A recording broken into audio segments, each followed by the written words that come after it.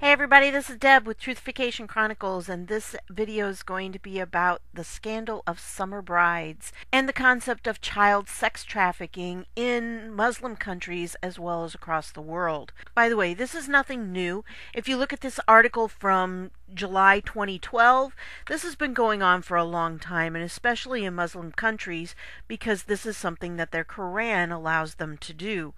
Hundreds of underage Egyptian girls are entering temporary marriages with rich tourists from the Persian Gulf during the summer in return for money for their families. A U.S. report has found these unions, dubbed summer marriages, are not legally binding and end when the foreigners return to their own countries. The marriages are organized by intermediaries who link wealthy men, mainly from Saudi Arabia, with poor families with young daughters for commission. The foreign, quote, husbands, unquote, give families money and presents akin to a dowry, with the, quote, bride price, unquote, ranging between the equivalent of 320 to 3,200 pounds. A recent U.S. Department report, Trafficking in Persons, found that wealthy men from the Gulf, including Saudi Arabia, the United Arab Emirates, and Kuwait, travel to Egypt to buy temporary or summer marriages with Egyptian females, including girls under 18, and that these arrangements are often facilitated by the girls' parents and marriage brokers. The report found that children involved in the temporary marriages suffer both sexual servitude and forced labor as servants to their husbands.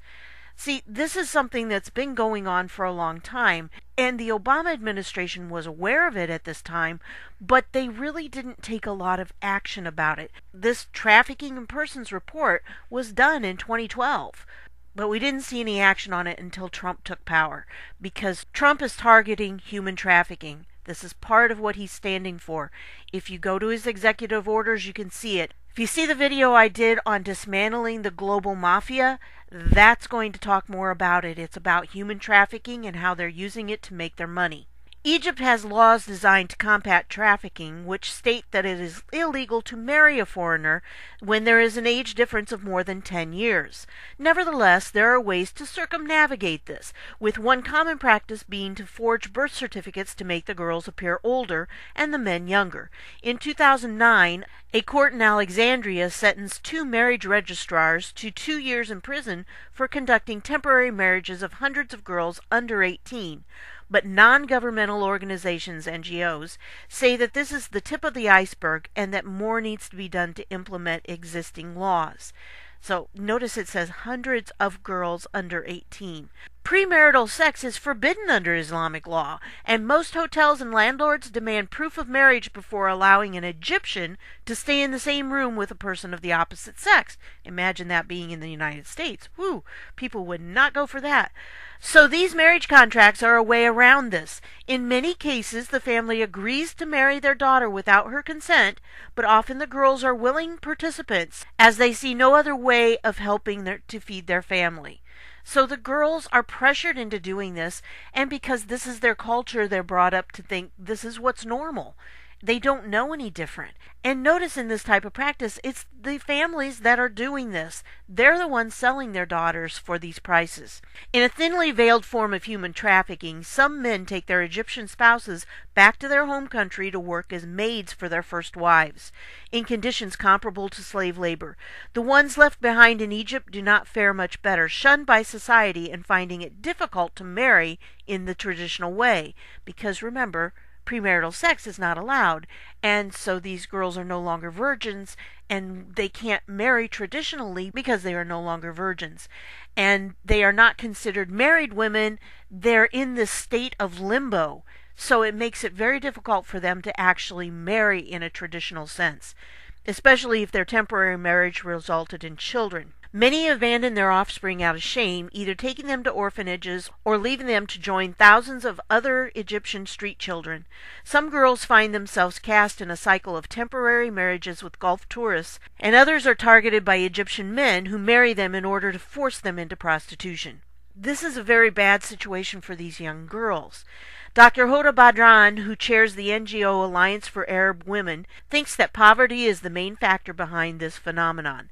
She said, if those families are in such a need to sell their daughters, you can imagine how poor they are. Many times the girl does not know she is marrying the husband just for the short term. She's young. She accepts what her family tells her. She knows the man is going to help them. If the girl is very poor, sometimes it's the only way to help the family survive. Now, I would kind of question that, because I think it doesn't matter whether the family is extremely poor or not. I think that does push it a little bit, but in most cases, I think these families are just looking to use their daughters as a bargaining chip, a way to gain more money. And it's sad that this is happening, but it's not necessarily because they're poor. That's part of it. But I don't think that's the main factor, and I think it's these parents, especially the men in the family, who see their daughters purely as something that they can buy and sell, a commodity that they can make money off of. Through her work, Dr. Badran met several former summer wives living in villages around Giza. One of them, Aziza, not her real name, married a 45-year-old man from Saudi Arabia when she was 17 because he promised to find a job for her brother in the Gulf, and gave her father the equivalent of 2,120 pounds, an enormous amount of money for her desperately poor family. He also bought her dresses and took her to expensive restaurants. Some of this has to do with the mentality. The women are not looked on as full citizens. They're looked on as less of a citizen than a man, so it doesn't really matter what they do to the girls as long as they have their sons taken care of. Aziza's Saudi husband stayed for a month, and before leaving said that he would send for her to join him later.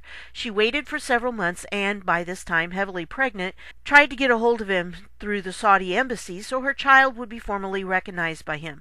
However, her marriage was not officially registered, which meant that Aziza could not prove her claim. She had no choice but to go back to her family and raise her baby as a single mother, something extremely frowned upon in Egypt's conservative society.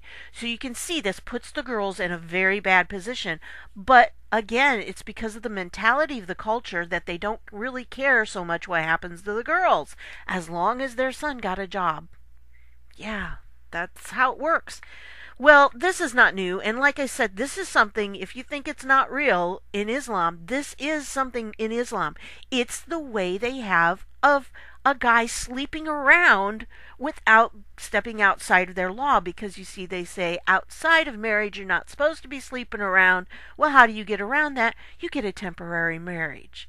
I mean, it's really crazy, but this is really what they do, and it is part of Islam. Now, on this page, The Religion of Peace, if you've never been here before, it's quite an eye-opening place. This particular site does give a little bit of information in a way that those of us who are not Muslim can understand better. I doubt if Muslims will like this site because it doesn't pull any punches, and it tells the truth about Islam. Is there a loophole for prostitution in Islam? It's called this nikah muta, and I really probably am not pronouncing that right because I don't speak Arabic. A fixed time arrangement between a man and a woman that dissolves once the duration expires. Here are the surahs in the Quran that tell about this. Look at this first one. It's Surah 4, verse 24.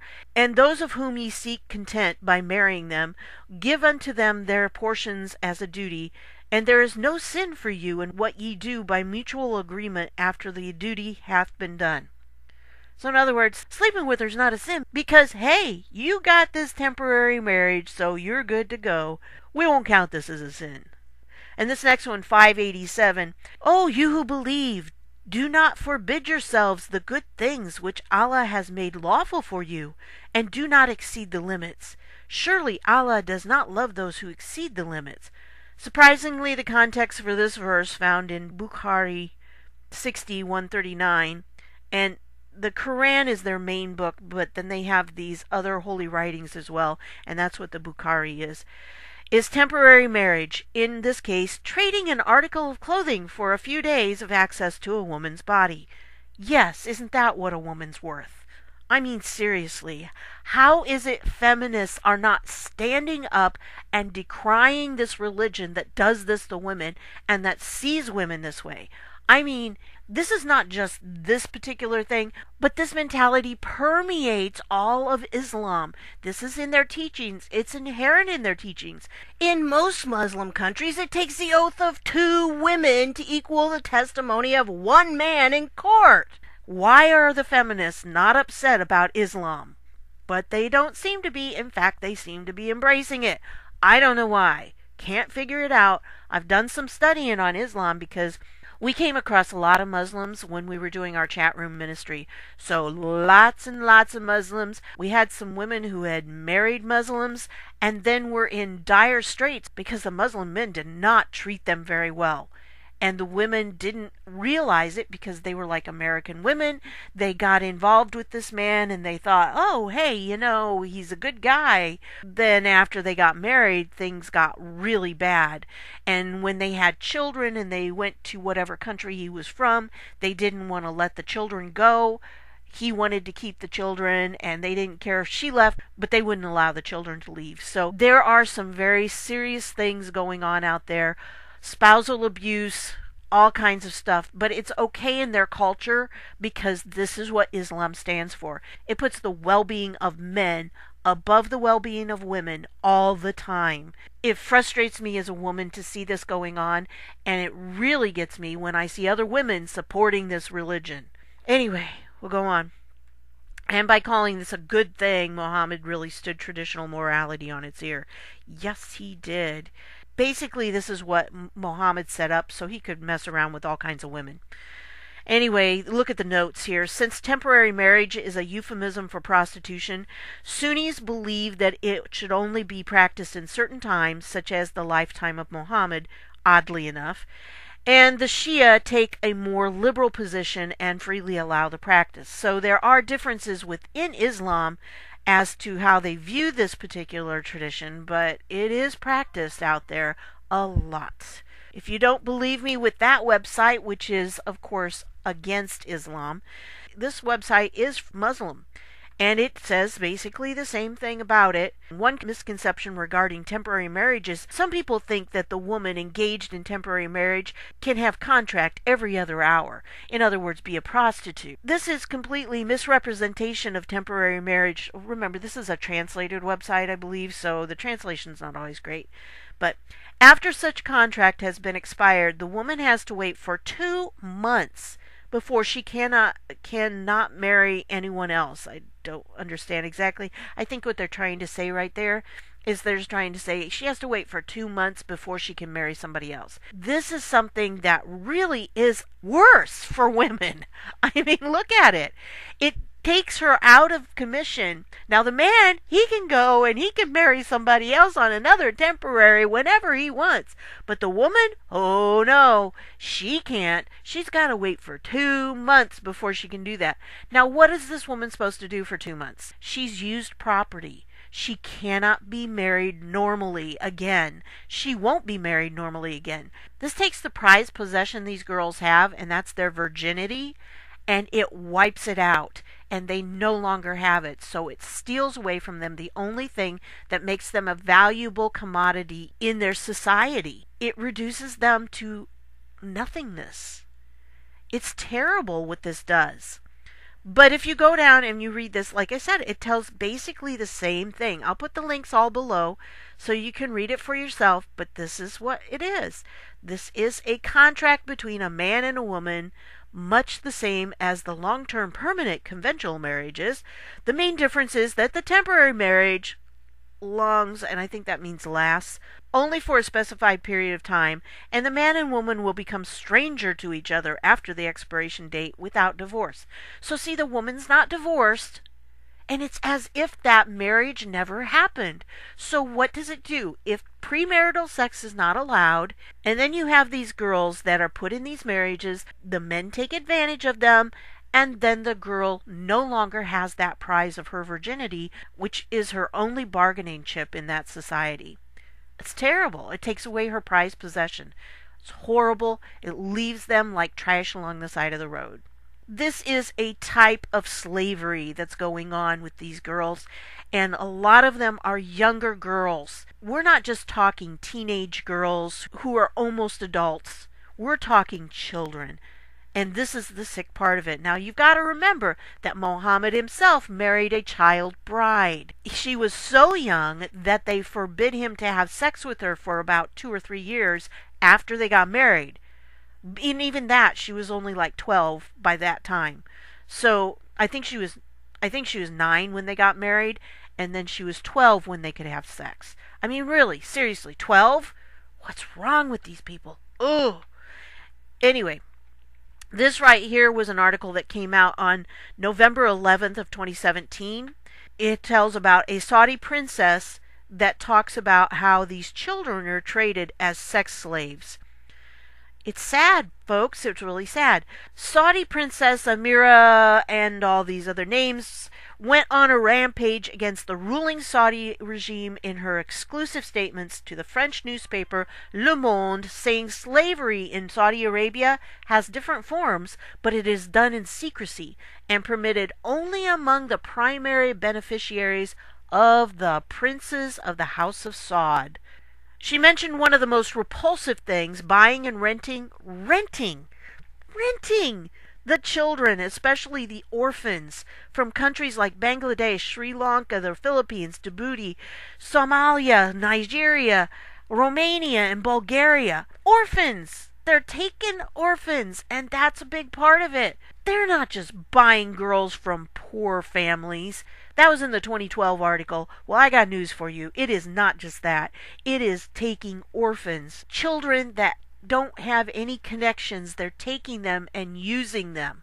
According to Aden, the ex-wife of the Saudi prince and Alwaleed bin Talal, we're going to talk about him in a minute, who's recently arrested, which is why it allowed her to be able to say this, I think.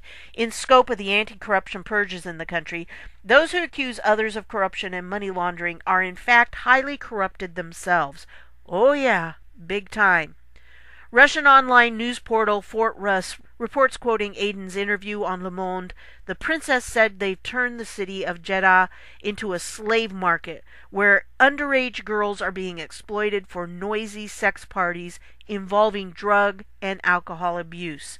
This article, if you go on, I mean, it just is appalling what they're doing and what these girls are involved in, what they're forcing these girls. The children become the property of those who buy them and are not allowed to leave without permission.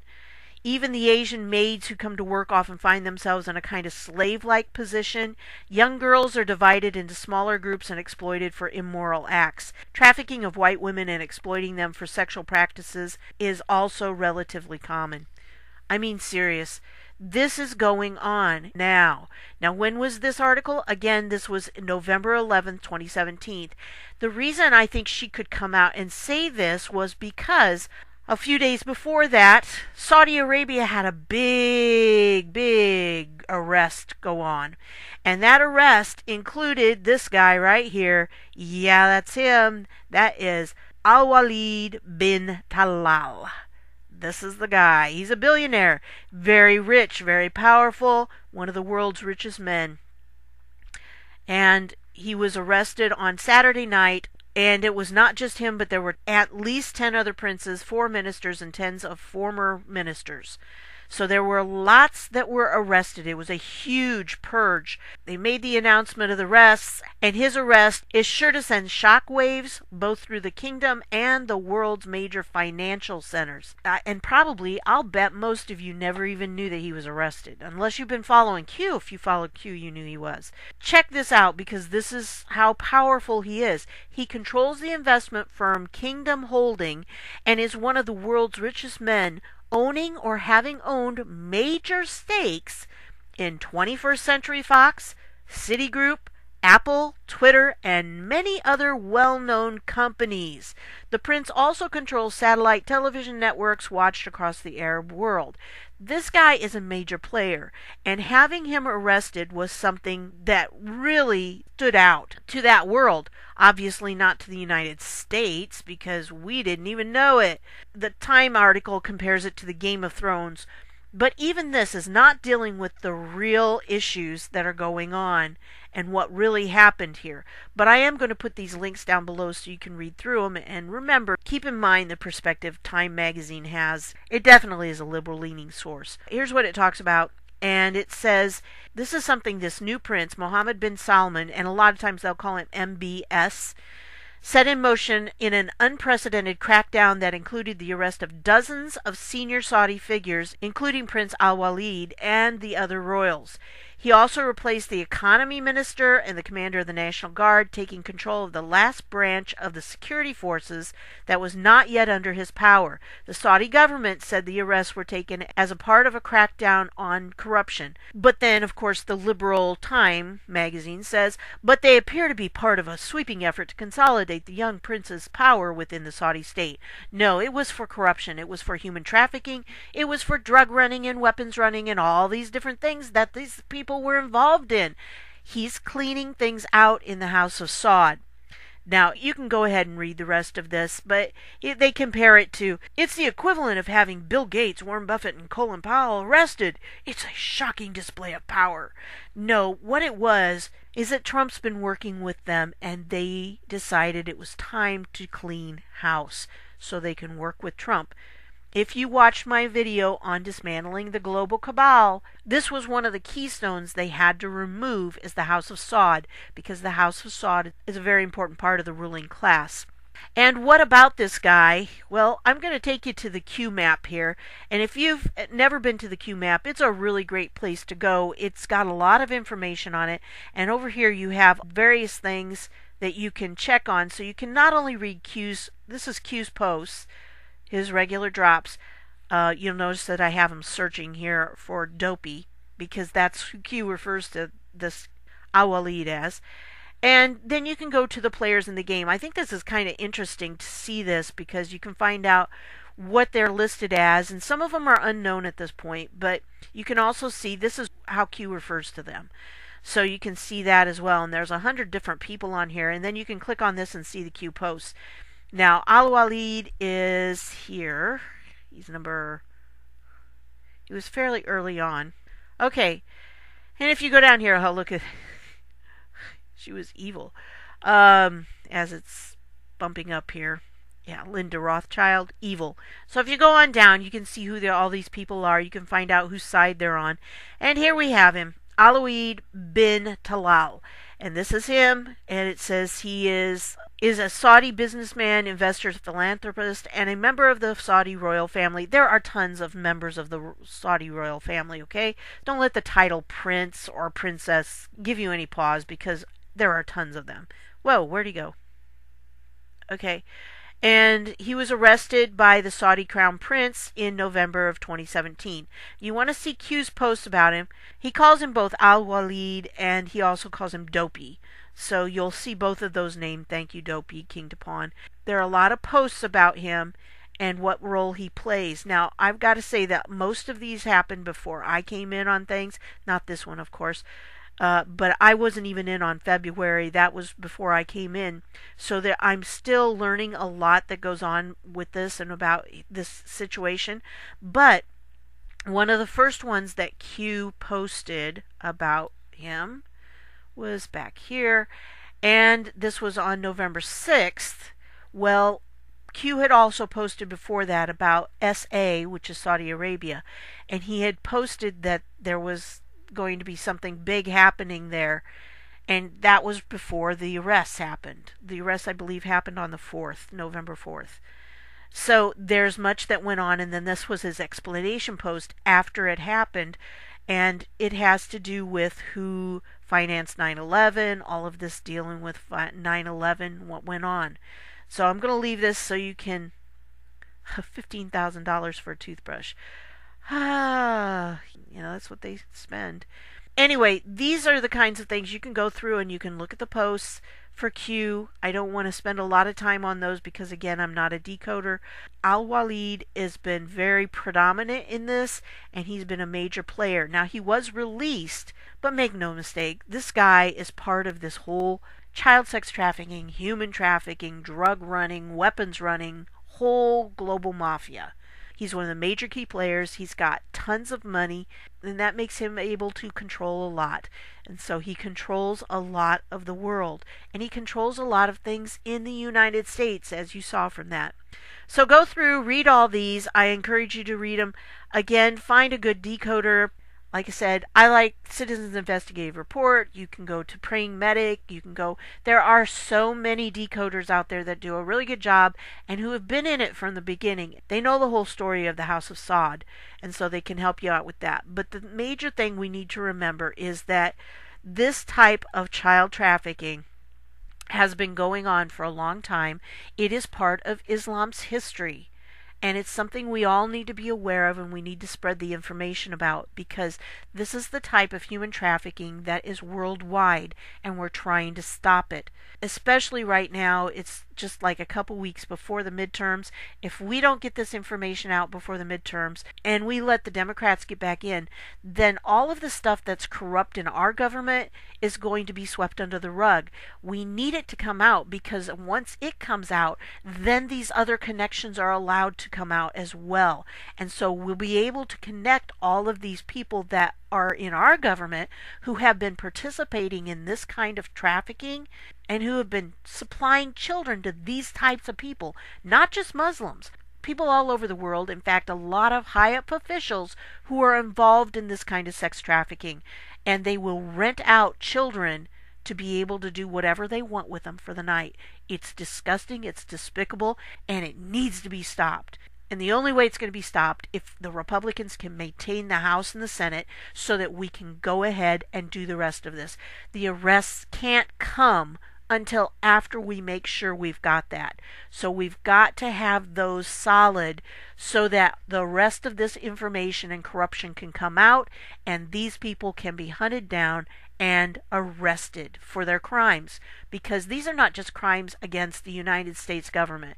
These are not crimes against Trump. These are crimes against humanity, and we need it to stop. These children need to be secured and safe, and we can't do that until we can get these people out of the picture. We can't get these people out of the picture until we get control of our government. Please spread this around. Let people know that this type of stuff is going on. We need to get out there. We need to make sure it stops. How can we make sure it stops? By finishing the job of allowing Trump to do what he needs to do to take these people down. And he can't do that if he doesn't have both the House and the Senate. So make sure you get out there and vote for Republicans, because if you don't, all of this is going to be swept back under the rug, and Trump's not going to be able to take this down. It relies on us stepping up to the plate and exercising our right to vote, and we need to vote in people who are willing to uncover crimes and to get the job done. So please send this around. Let people know what's going on. The summer brides, some of those could be our children. When we have missing children, where are they going? What's happening to them? They may be in Egypt. Who knows where they're going to be? But we definitely, as Americans, need to step up and make sure this stops. Thanks for stopping by. See you later.